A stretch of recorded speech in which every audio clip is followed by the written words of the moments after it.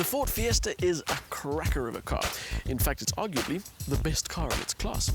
Every version that we've driven has delivered style and spec and not a small amount of performance. And now we have one that threatens to undo all of that.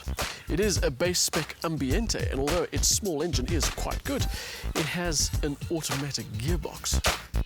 It's one of the new models in the updated Fiesta range, which now has revised pricing to make it more affordable, as well as offering the 1-litre Ecoboost motor in more models with the option of the PowerShift dual-clutch transmission across the range.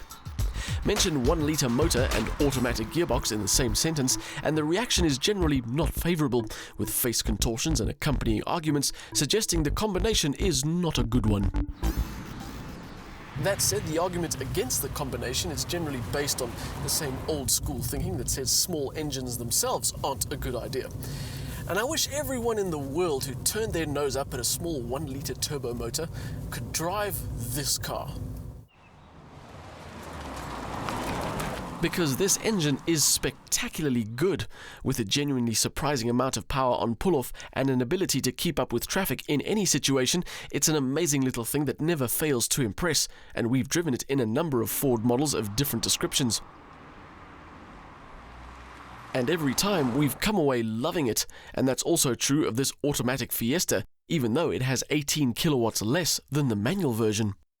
Torque is still the same at 170 Newton meters, but really the figures don't make a difference because what makes it so good is how drivable it is. The only irritating thing about it is that it is a complete overachiever. Much like that kid right throughout your high school career, it continually wins prizes. Engine of the Year 3 years running. Now that I've sung this engine's praises from the treetops again, you're probably expecting me to say something like, "Pity it feels terrible with the automatic gearbox." But really, it doesn't. Choosing the automatic might mean you get less power, but there really isn't any other downside. The dual clutch setup is smooth and responsive, and it just doesn't detract from the overall drive. In fact, because it's a more stress-free environment in everyday traffic, I'd say that this is the better option.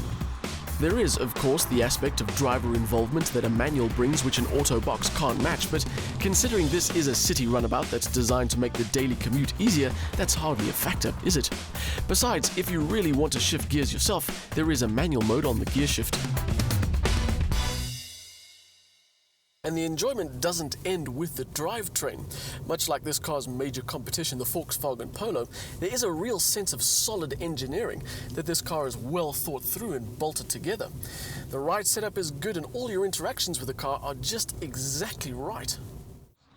As far as the drive goes, there really is nothing to fault with this car. The steering, the brakes and the suspension can all match the engine and gearbox in the enjoyment stakes.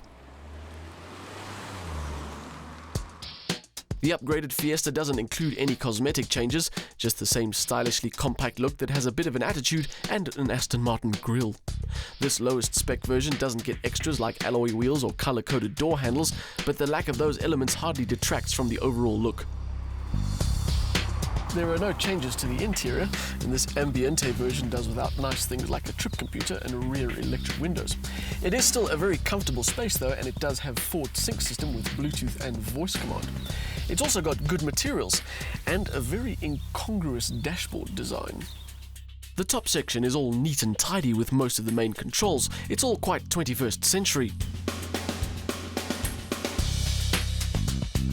Below it, however, are the controls for the aircon that look positively Victorian by comparison.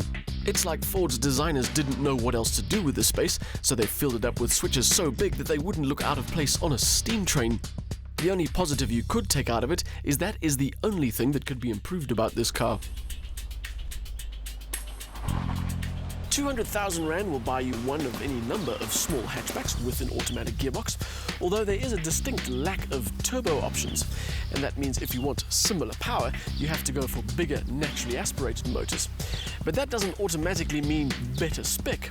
In fact, it doesn't take too much research to realize that the Fiesta not only delivers a great drive, but very good value as well.